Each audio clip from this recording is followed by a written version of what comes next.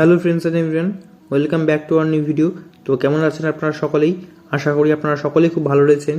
তো আজকের ভিডিওতে আমরা জানবো শনি যে আমাদের কন্যা রাশির জাতক জাতিকাদের জন্য কীরকমটা প্রভাব ফেলবে।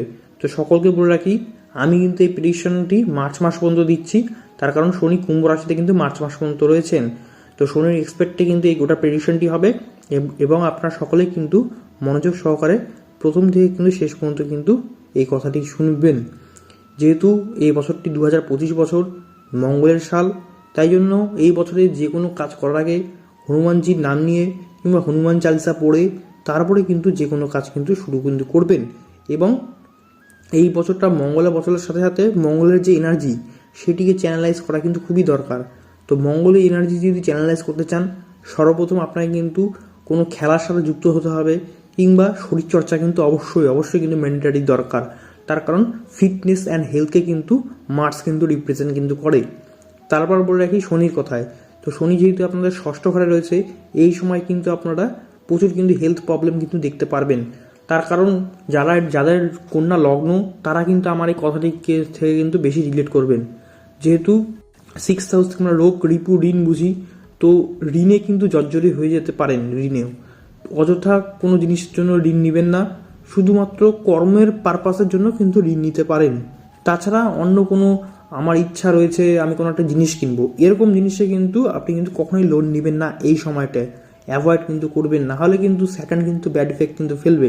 শুধুমাত্র কর্মের পারপাসে ধরে নিন আপনার বিজনেস রয়েছে, তো সেই বিজনেসের পারপাসে আপনি লোন নিলেন, মানে আপনার কর্মের জন্য আপনি লোন নিলেন, তাহলে শনি কিন্তু ভালো ফল কিন্তু দেবে।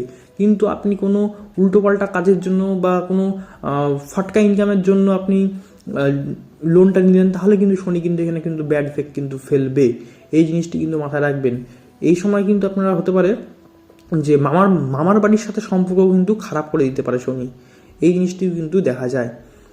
এবং যেহেতু শনি তৃতীয় দৃষ্টি পড়েছে অষ্টম ঘরে, তো অষ্টম ঘর থেকে আমরা বুঝি যে গুপ্তবিদ্যা কিংবা যে সমস্ত গুপ্ত শত্রু বলা যেতে পারে, কিংবা বলা যেতে পারে যেহেতু মৃত্যুর ঘর, তো হঠাৎ করে জিনিসও কিন্তু এই ঘর থেকে কিন্তু বোঝায়। যে কোনো ইনসার্টেন যে জিনিসগুলো হয় সেগুলো কিন্তু বোঝায় কিন্তু। তো এই সময় কিন্তু আপনার লাইফে কিন্তু বলতে পারেন হঠাৎ করে কোনো জিনিস হয়ে গেল, আপনি জাস্ট কল্পনা করতে পারেননি, এরকম জিনিসগুলো কিন্তু শনি কিন্তু দেবে। বিশেষ করে আপনার কিন্তু শারীরিক অসুস্থতা, এই সমস্ত জিনিসগুলি কিন্তু দেবে। শরীর থেকে কিন্তু একটা শরীরের যে হাড় কিংবা মেরুদণ্ড, পায়ের ব্যথা, এই সমস্ত জিনিসগুলি কিন্তু শনি কিন্তু দেবে। এবং অষ্টম ঘরে যে এনার্জিটা সেটি যদি আপনি চ্যানেলাইজ করতে চান, এই সময় কিন্তু আপনাকে কিন্তু যে কোনো রিলেটেড যে কোনো কর্মই করুন না কেন, আপনাকে কিন্তু সেটার পিছনে কিন্তু গভীর নলেজ রাখতে হবে, তাহলে কিন্তু শনির কিন্তু ভালো ফলটা কিন্তু পাবেন। এবং যে কোনো পুরাতন জিনিসের বিষয়ে যত আপনি জানার চেষ্টা করবেন, শনি কিন্তু এই সময় কিন্তু খুব ভালো কিন্তু ফল কিন্তু দেবে আপনাকে। তারপর বলে রাখি আমি শনি সপ্তম দৃষ্টি পড়েছে দ্বাদশ ঘরে। দ্বাদশ ঘর থেকে আমরা কি বুঝি? ব্যয় বুঝি, ইনভেস্টমেন্ট বুঝি। এই সময় অযথা কোনো জিনিসে ব্যয় করবেন না।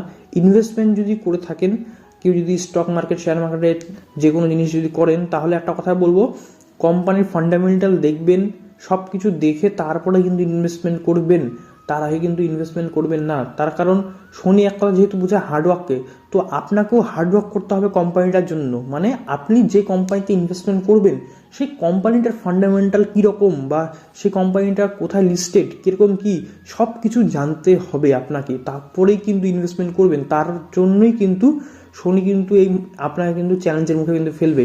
এবং যখন আপনি ইনভেস্টমেন্টের ফান্ডামেন্টাল সব কিছু দেখছেন যে হ্যাঁ ঠিক আছে, আপনার অনুকূল, তখন কিন্তু আপনি কিন্তু ইনভেস্টমেন্টটি কিন্তু করতে পারেন এবং শনি কিন্তু আপনাকে কিন্তু ভালো ফলটি কিন্তু দেবে।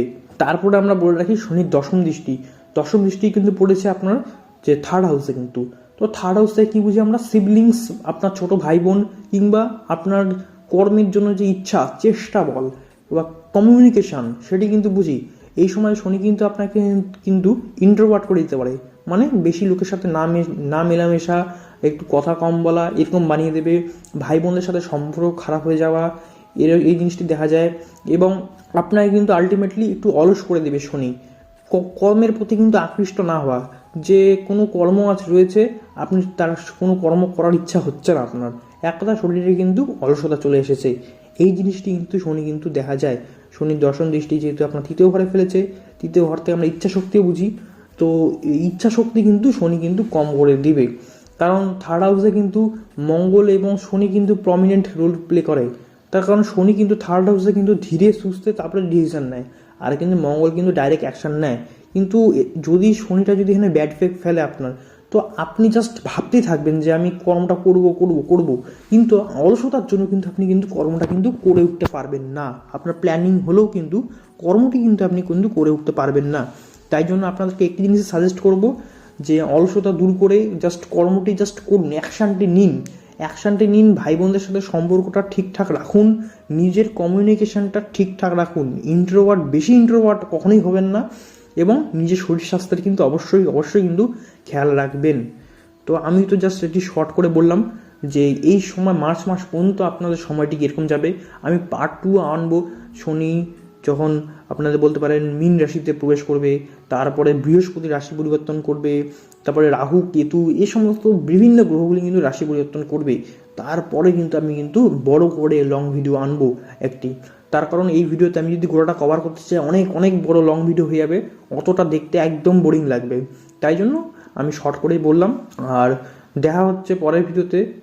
আপনাদের চ্যানেলটি ভালো লাগলে চ্যানেলটিকে সাবস্ক্রাইব করবেন, ভিডিওটিকে লাইক করে দেবেন, এবং দেখা হচ্ছে পরের ভিডিওতে। আজকের মতো বিদায়।